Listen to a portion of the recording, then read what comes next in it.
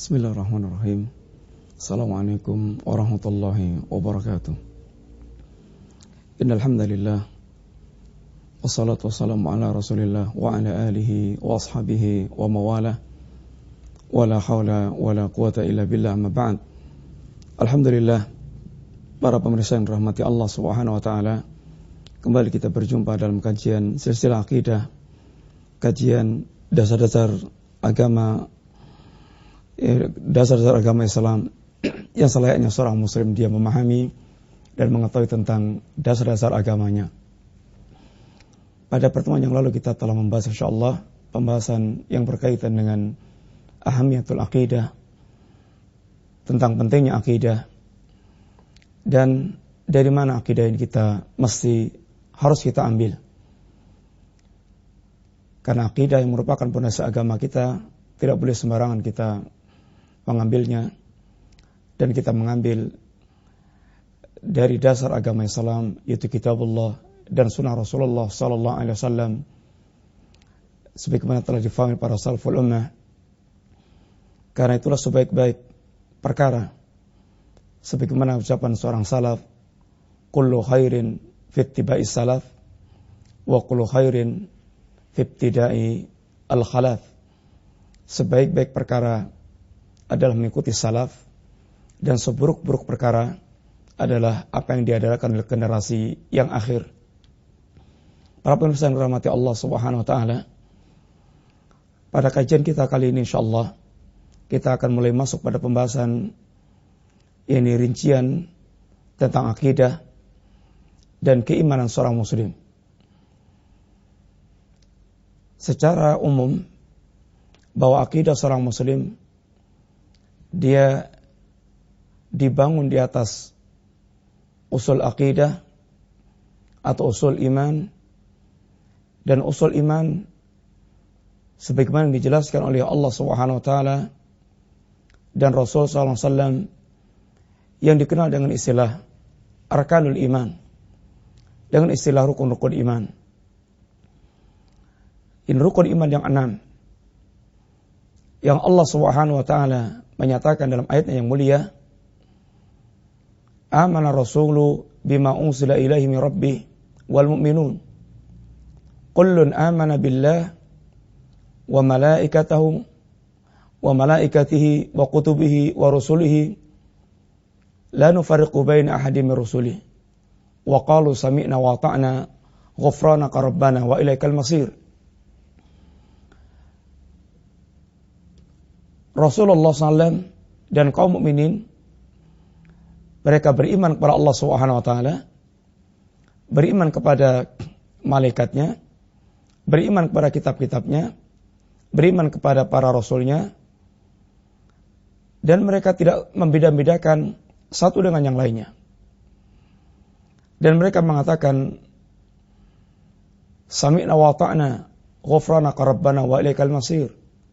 Ya Rabb, aku dengar, ya Rabb, aku taat, dan ampunilah segala dosaku, dan sungguhnya kepadamu lah kami akan kembali.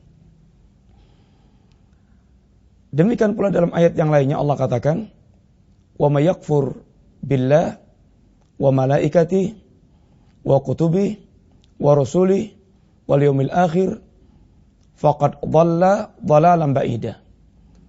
Sungguh dia telah, barang siapa yang dia kufur kepada Allah, kufur kepada malaikatnya, kufur kepada kitab-kitabnya, kufur kepada para rasulnya, kufur kepada yaumul akhir, maka sungguh dia telah sesat dengan kesesatan yang sangat nyata. Dua ayat tersebut menyebutkan tentang 5 perkara.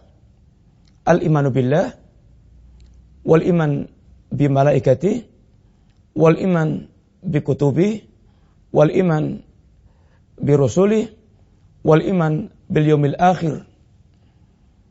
Sedangkan para ulama menyebutkan arkanul iman ini 6. Rukun iman 6. Iman kepada Allah, malaikat, kitab-kitabnya, para rasulnya, yaumul akhir, dan takdir yang baik maupun yang buruk. Adapun secara komplit dan urutan tentang arkanul iman ini Ada dalam hadis Rasulullah sallallahu alaihi wasallam ketika Jibril datang ingin mengajarkan agama kepada para sahabat, sehingga datang dalam bentuk manusia yang seakan ingin berguru kepada Rasulullah sallallahu alaihi wasallam, sebagaimana termuat dalam hadis Jibril. Di antara perkataan Jibril kepada Rasulullah sallallahu alaihi wasallam, "Ya Muhammad, akhbirni anil iman." Ya Muhammad, khabarkan kepadaku tentang iman. Maka Rasulullah SAW memberikan jawaban, al-iman an tu'mina billahi wa malaikatihi wa kutubihi wa rusulihi wal yawmil akhir wa tu'mina bil qadari khairihi wa syarrihi. Adapun iman itu adalah Anda beriman kepada Allah, iman kepada malaikatnya, iman kepada kitab-kitabnya, iman kepada para rasulnya, iman kepada yaumul akhir, dan Anda beriman kepada takdir yang baik maupun takdir yang buruk. Demikian di antaranya yang Allah sebutkan dan Rasulullah sebutkan, sehingga keseluruhan daripada arkanul iman yaitu sittah, yaitu 6. Dan yang sangat penting kita ketahui para ikhwan, para jamaah sekalian rahmati Allah Subhanahu wa taala, para pemirsa rahimani rahimakumullah, bahwa akidah Islam dia adalah satu kesatuan. Tidak boleh seorang dia mengimani sebagian, mengingkari sebagian. Barang siapa yang dia mengimani Allah Subhanahu wa taala, akan tapi dia tidak mengimani para malaikat Allah, maka dia kafir. Barang siapa yang dia mengimani Allah Subhanahu wa taala dan dia tidak mengimani kepada para rasul Allah, maka dia kafir. Barang siapa yang dia mengimani Allah Subhanahu wa taala dan tidak mengimani yaumul akhir, hari akhir, maka dia kafir. Barang siapa yang dia mengimani rasul yang satu dan tidak mengimani rasul yang lainnya, maka dia kafir.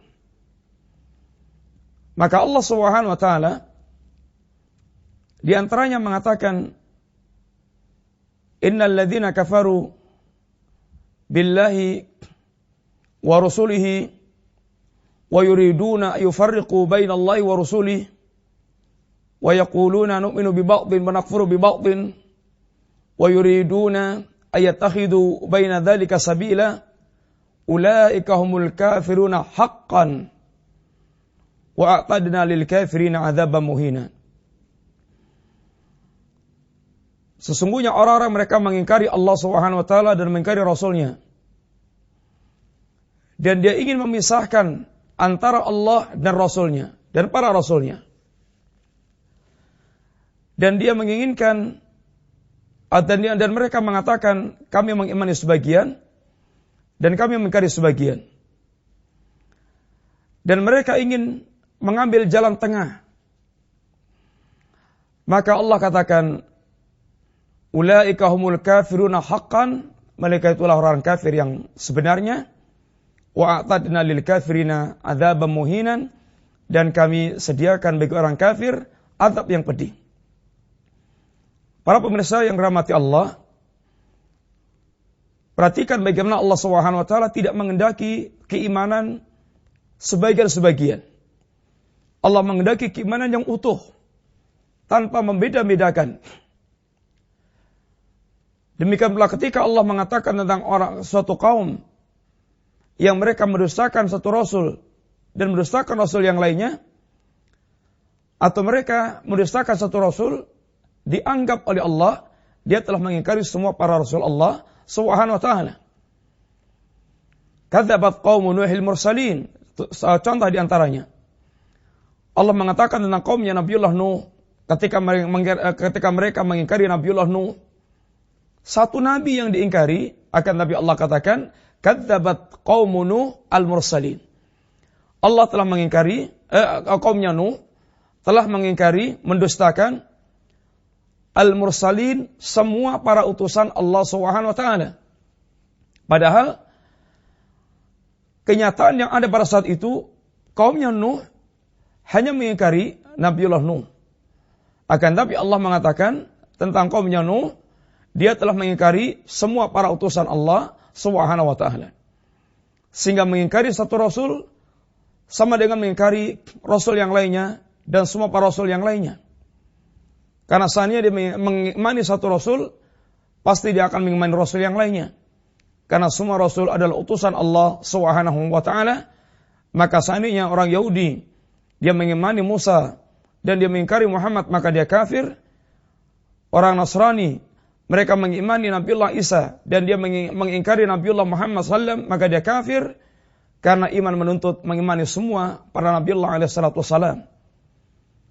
Para pemirsa yang rahmati Allah Subhanahu wa ta'ala, sebelum kita berbicara tentang tafsilat, tentang rincian daripada arkanul iman, bagaimana kita berbicara tentang iman kepada Allah Subhanahu wa ta'ala, bagaimana kita bicara tentang iman kepada malaikat, iman kepada ini kitab, rasul, yaumul akhir, maka perlu kita kembali ingatkan yang definisi iman yang dikatakan oleh para ulama, definisi iman yang merupakan kesepakatan Ahlus Sunnah wal Jamaah, sehingga kita tidak akan terjerumus dalam sikap yang salah dalam mengimani atau dalam ini memandang tentang keimanan yang diajarkan oleh Islam.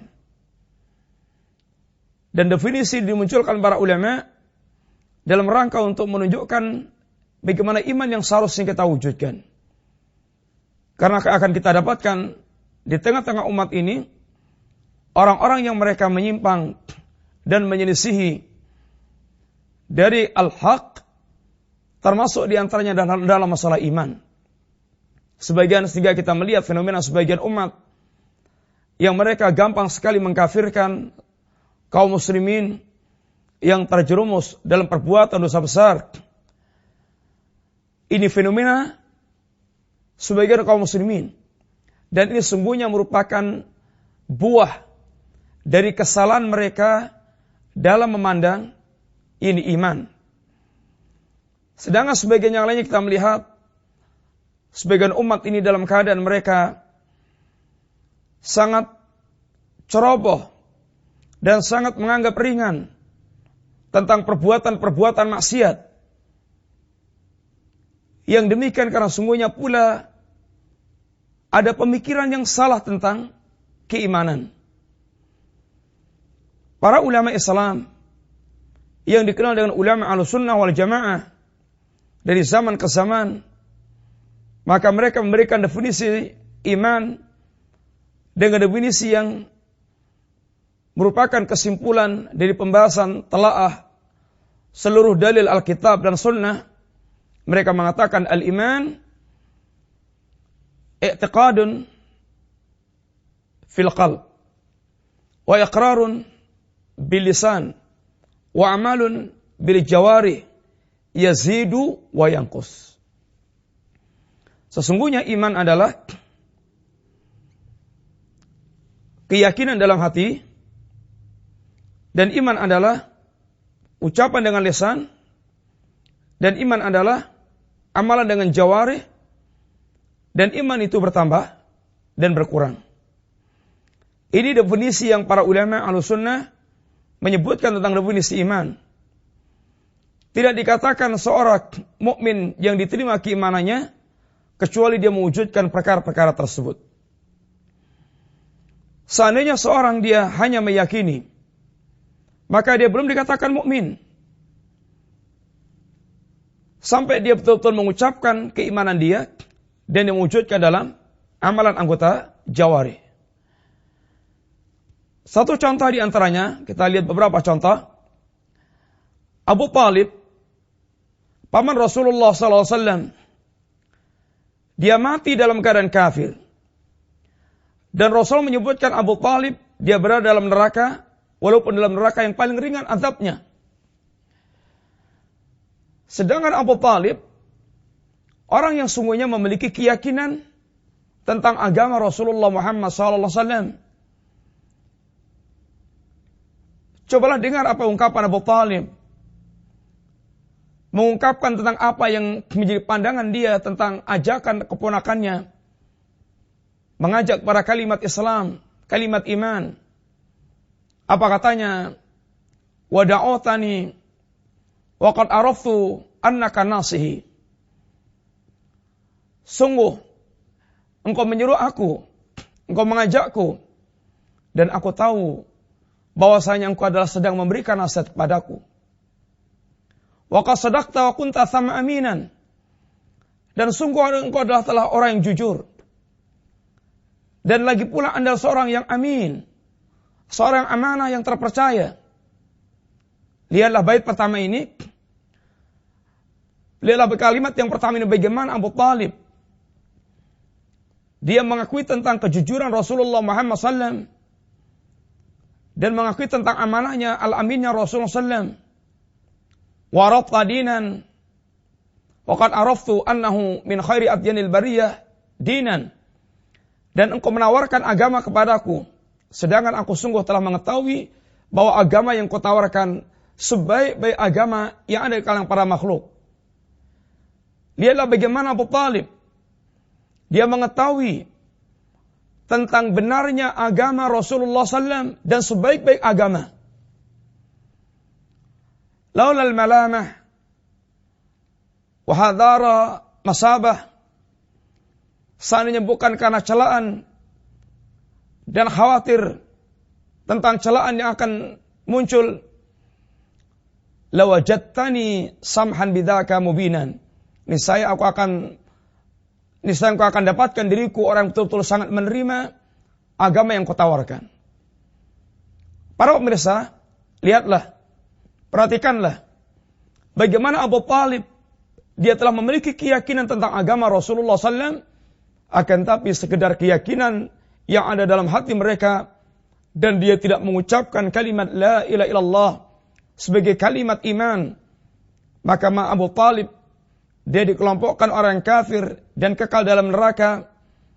Dan di akhir hayatnya, itulah di antara rahasia kenapa dia di antaranya meninggal di atas kekafiran. Ketika Nabi mengajak dan menuntun untuk mengucapkan kalimat la ilaha illallah ya ammi qul la ilaha illallah kalimatan wahaju biha indallah. Ketika Nabi mengajak kalimat ini, maka Abu Talib dia kemudian enggan mengucapkannya sampai pada akhir kehidupannya.